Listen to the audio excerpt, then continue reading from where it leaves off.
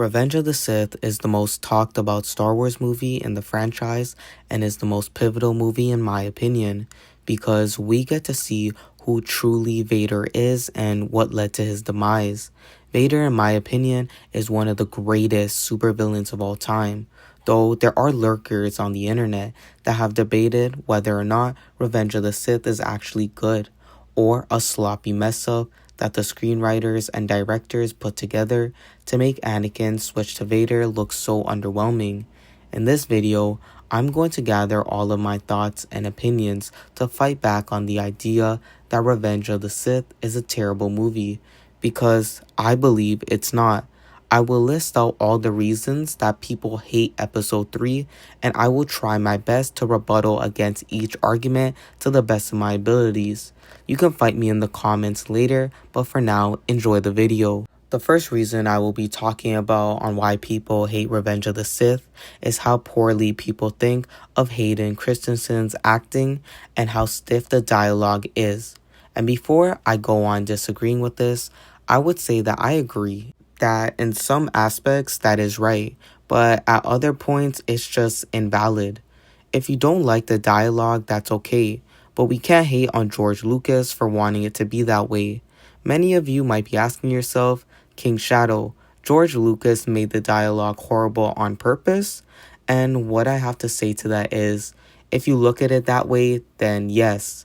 See, George Lucas has said over many years that Star Wars is a space opera, and a classic one to be exact.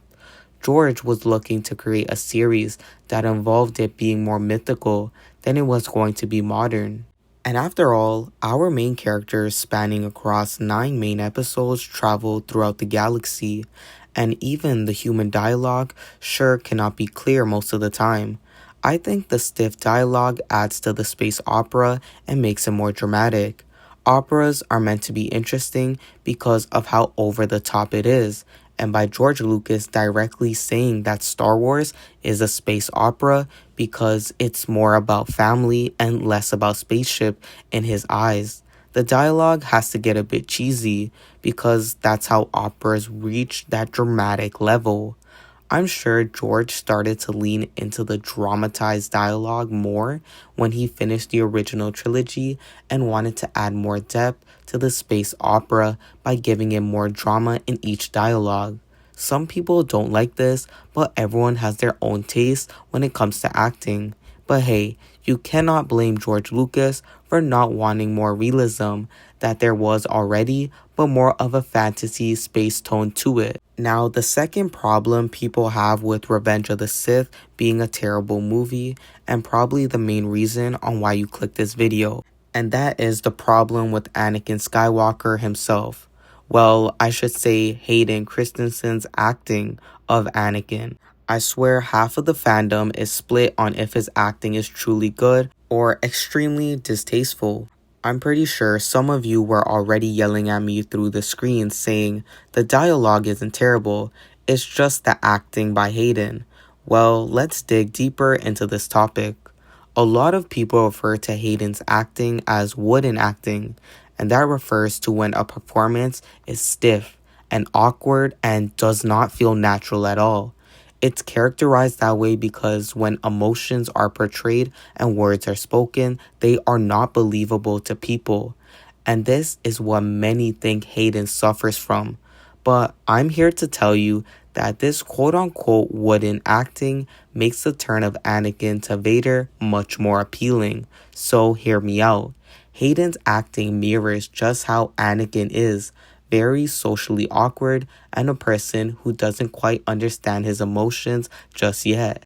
Anakin grew up as a slave who lived with his mother and fell in love with racing. Then, all of a sudden, 2 Jedis came down to his planet and says that he's the chosen one, the one that's supposed to bring balance, and he hardly knows what they're talking about. But even then, this small child gets sent to another planet, far from his mother, who is still a slave, to train under a Jedi he hardly knows, because the great master Qui-Gon says that he will be the one to bring balance that the Force needs. I'm sorry, if you were told this story without even watching a minute of Star Wars, you would also think that this character would be naturally stiff and awkward. Don't get me wrong, some of Hayden's lines are cringe and don't do a good job expressing himself as Anakin, but isn't that supposed to make Anakin Anakin? Anakin isn't meant to love anyone now that he's a Jedi and in the Jedi Order and is constantly reminded not to act on his emotions, but the natural awkwardness in the scenes where he is expressing his love to Padme convinces us that he knows he shouldn't act on his feelings, but he does it anyways, even though it comes off unnaturally. Not only that, I want to draw back to the separation of his mother. It haunts him in the second movie when she ends up dying and we see signs of Anakin turning. And alongside, Anakin is trying to live up to the prophecy that so desperately needs to be filled since Yoda and Mace Windu now know that the Sith are among them. Not to mention the heavy influence of Emperor Palpatine controlling Anakin, while the Jedi are trying to use Anakin as bait to get information on the Chancellor, all while having nightmares about his wife dying, just like how he dreamt about his mother dying. A character like Anakin is not meant to be a normal person. Anakin goes through battles internally and externally within movie number 3, and it shapes how he talks about himself, how he talks to others, and how he expresses himself. A person that is going through all of that isn't going to come off natural, and I believe everything I said. I personally feel like Anakin off-putting dialogue actually helps the plot when he does turn to Vader. His acting becomes stiff, and his emotions are thrown all over the board, and he doesn't know what to do or how to act on his feelings. Anakin feels like he's being betrayed, but doesn't know from which side until the end of the movie. I like the unnaturalness. The Chosen One isn't meant to be this naturally spoken person with no stiffness. Rather, Anakin has been through so much that it becomes understandable on why he talks the way he does. How can you expect Hayden to act naturally when he's playing a character that has been pushed off into the dark side because of other factors? The Jedis are misaligned with Anakin. Obi-Wan has now gone off to do a side quest without his Padawan, and Palpatine is using Anakin as a puppet for his plans. All of this is unnatural, which makes Anakin's unnatural dialogue more interesting to watch. The next problem that many people have with The Revenge of the Sith is some believe that Anakin Skywalker's turn to the dark side is very rushed. I believe that this point is completely invalid. Many like me would agree that we do see some key changes in Anakin's behavior when he deals with his morals and what is right and wrong. I mean, after his mother's death, that's when you really start to see a moral shift in Anakin. He now wants to seek revenge more than ever and to harm rather than be the protector of the peace. Although I know people are specifically going to talk about how things feel rushed in the third installment when Anakin quickly sides with Palpatine and agrees to be his apprentice. People feel that the 2 hours and 20-minute runtime this movie has, it felt like a quick turn. From Anakin still having good in him to now turning his shoulder on the council. Though I believe the signs outweigh people's ideas of Anakin's rush to the dark side. We see Anakin in the beginning of the movie fight Count Dooku when Obi-Wan was knocked unconscious and Palpatine still alive and sitting on a high seat watching Anakin duel. I would say the scene portrays some sort of symbolism and foreshadowing. By Obi-Wan being unconscious, it's like the Jedi aren't overseeing Anakin's actions, leaving him to act on his own and do actions that he deems is right to do. However, he is not fully independent. Rather, the Chancellor watches him from above, admiring his techniques, while the Jedi, Obi-Wan, cannot see what's going on. This scene shows you just how strong Anakin is, but how vulnerable he is in the beginning of the movie because of his emotional sensitivity and how it can be easily persuaded. We see this when Palpatine tells Anakin to kill Count Dooku, which breaks the Jedi code, as Dooku has the right, just like anyone else, to stand trial. though the Chancellor urges him to kill Dooku because that is what's right. We see from the beginning that Anakin is beginning to crack. Some of you may still be yelling at your screen, saying that you hate this episode, number 3 specifically, because episode 1 and 2 were rushed as well, with Anakin doing a time skip every single time, and I would still have to disagree with you, because I believe Anakin's development was not rushed, but rather George Lucas is trying to capture the main points all within 3 movies. See, George Lucas and the crew had to film their trilogy format, and things kind of have to move at a fast pace when we have to follow a boy going from a man to a villain. But throughout the movies, we see the little dents and cracks of beauty, which makes Anakin Skywalker who he truly is. We see the most important moments where he duels his enemies, where he loves Padme and betrays Obi-Wan, or even loses his mother and his mind due to his night terrors. With that being said, Revenge of the Sith is meant to be a boiling point of all the calamities Anakin has faced in his life, and now he is simply turning around and running into the storm head on. The third movie acts as a build-up of Anakin's emotions, which us, the people watching these movies, know that he cannot control properly. We see Anakin slowly look down at the steps he will soon fall on, and when the council rejects Anakin of the rank of master, we see Anakin become eager but cocky. He feels the need to be a master because of how hard he's worked compared to most Jedis. He is the best Padawan when it comes to combat, and he knows this. His pride makes him falter, but accepts the rejection with rage internally. This also happens in the beginning of the movie, just as he kills Count Dooku. As we see, there is a good build-up when it comes to seeing the signs of Anakin turning to Vader, his morals being questioned when he's about to kill Dooku, and his pride speaking instead of his humility when learning about his rejection. These are all signs that happen in the beginning that makes the water boil right over. So when someone tells me that Anakin's story is rushed, all I have to say is dig deeper when it comes to watching these films. Understand what is hindering Anakin and see how he reacts to the downhill moments in his life, and then you will see his turn to the dark side is not rushed, but instead done well within the time frame given. The next problem people have with this movie is the poor writing when it comes to romance, specifically Anakin and Padme. And I mean, this is the only romance we see in these movies. The rebuttal to the poor romance is, it is done right. Yes, many of you are probably slapping your hands on your head, but hear me out. Anakin is a Jedi who has sworn not to fall in love or bear any children. He has the duty to not be attached, but to protect. The Jedi believe love is the death of duty, and Jedis must uphold their duty, and if they love someone, it'll only tear them away from the path of being a Jedi. Yet after I said all of that, Anakin still falls in love with Padme unwaveringly. It's one of those things in the prequels where the fans watch it develop over time. However, neither Anakin nor Padme have told anyone about their love for each other and plan to keep it that way. If they did get exposed, Padme, the Queen of Naboo, would be judged harshly, and Anakin would lose his right to call himself a Jedi. And both don't want this, so they struggle with their romance, which means that their struggle of romance is valid. I believe that their romance being awkward and stale is intentional, and both actors do a good job at this. Their relationship is hidden away in the shadow for years, and continues to be like that until the end.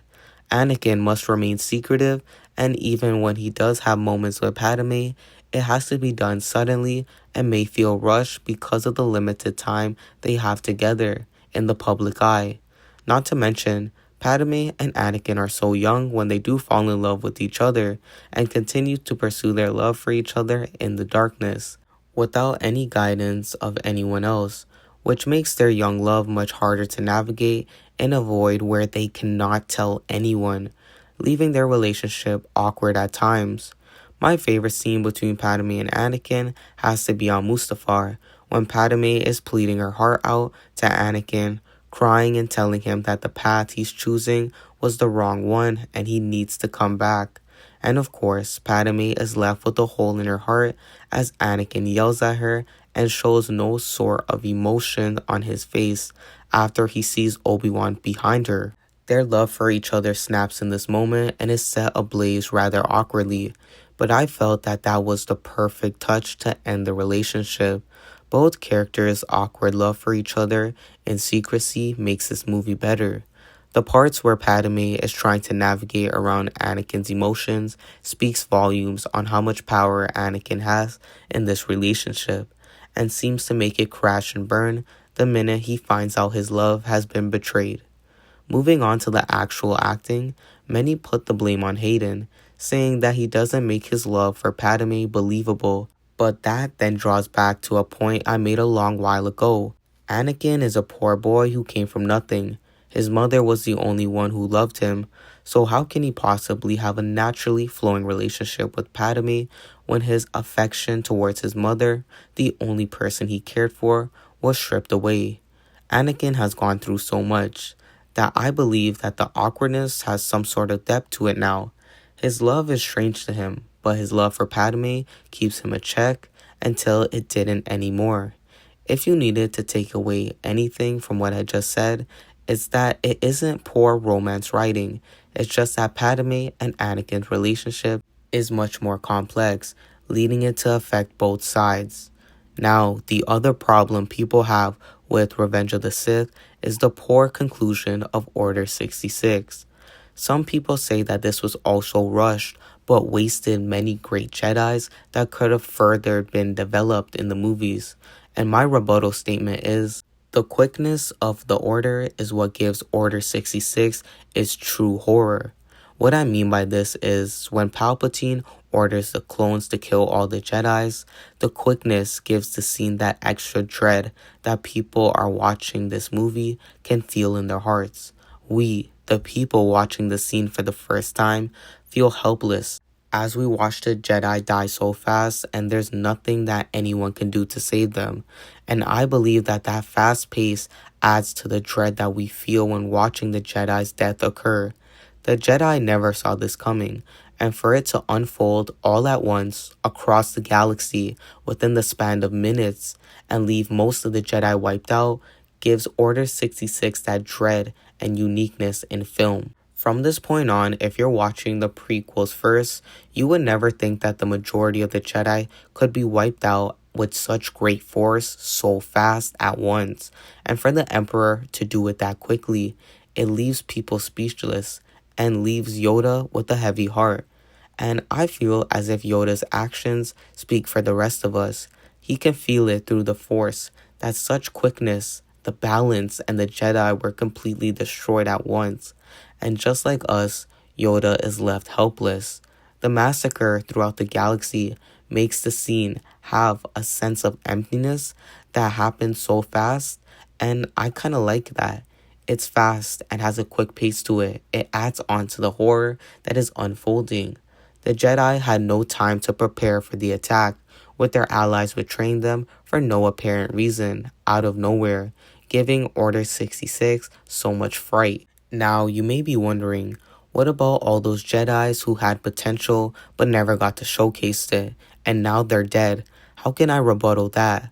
Well, I will simply say that the movies are meant for the side characters, especially the ones who don't have any lines in the movie to shine. That's why we have other medias such as the Clone Wars to fill us in on these characters whom we never got to see more of in the films. The abruptness is meant to be deliberate and meant to be fast, to show us just how powerful Palpatine is behind the scenes and how quick he is to destroy the Jedi when he did and he had the chance. I loved how quick Order 66 was because it shows you the type of galaxy Star Wars takes place in, one where people show no remorse and get betrayed easily. Jedi are killed in Order 66 who are very powerful in the comics or in other medias, but get destroyed quickly, and that to me adds a good shock factor that this movie needed. To me, when Jedi heroes get killed that fast without warning, and some left very confused, and very little actually fight back, it leads me to think that Order 66 is one of the better parts of the movie, not a bad part. And I don't like to view these Jedis as being wasted by killing them in an instant, but rather their sacrifice shows you just how corrupt the Sith truly are. Now, I'm going to be moving on to the last point I have to defend, but I'm sure there's lots of people who have many other reasons to hate on Revenge of the Sith, but I'm going to choose one more to defend, and which many believe is the most fatal error in this movie. And you probably guessed it, how lackluster the ending of this movie was. Now, how am I going to change your minds about this? Well, for one, to the people who believe that so much happened in the last 30 minutes of this movie and created this lackluster motion going forward for the sake of checking off boxes so episode 3 aligns with episode 4, I just want to say that you're wrong.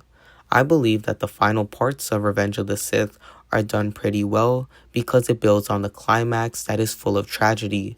We know in episode 4 that the Force is heavily unbalanced, with the Jedi Temple destroyed and no peace in sight, now that the Sith are roaming the galaxy freely. George Lucas needed to make sure that the galaxy is in ruins, and those final moments in the movie have to be fast-paced, because like I said before, George Lucas is trying to show the audience that the collapse of the Jedi was so quick and so fatal.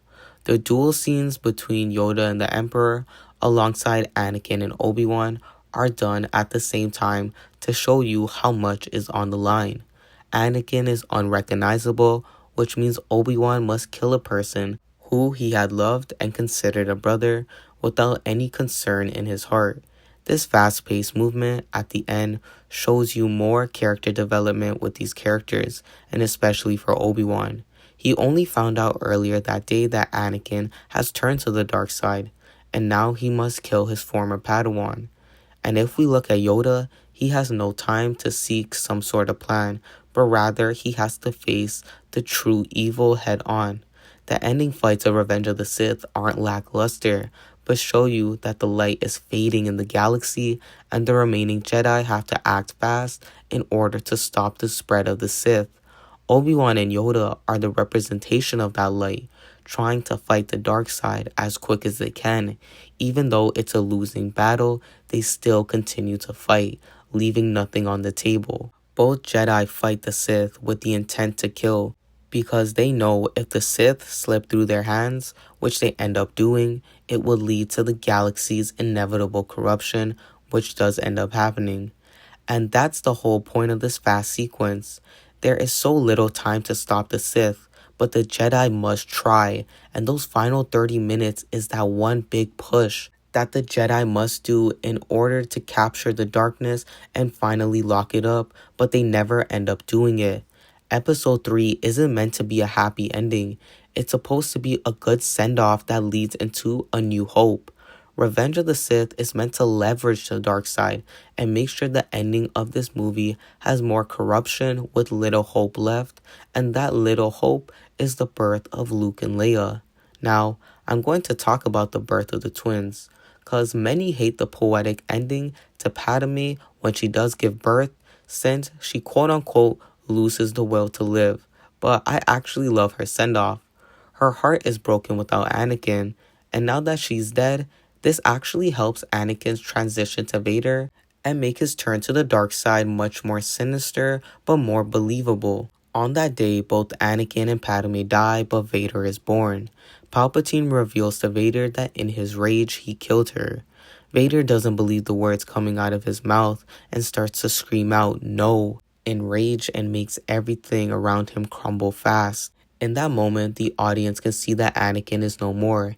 He is not the same person who had love for Obi-Wan or Padme, and that was both gone on Mustafar. This whole movie had built up on Anakin saving Padme from her death, and this drove him down a path to ultimate destruction. Anakin is left manipulated and makes the Jedi fall in the process, which makes the ending of this movie not feel lackluster, but is meant to reveal a climax that has been built up from the beginning, and that reveal is the turn of Anakin to Vader. The ending of Revenge of the Sith is done well. It draws us in by the tragedy that unfolds, and massively at the end, and ties into the New Hope, where we know Luke will eventually save his father and return the light side to him. I find beauty in the tragedy in this movie, watching the Jedi fall, Anakin rise, and everything beyond the dark side crumble. It leaves the audience with nothing to cling on to until the very end, where we see the twins being born, and those twins would end up saving the galaxy.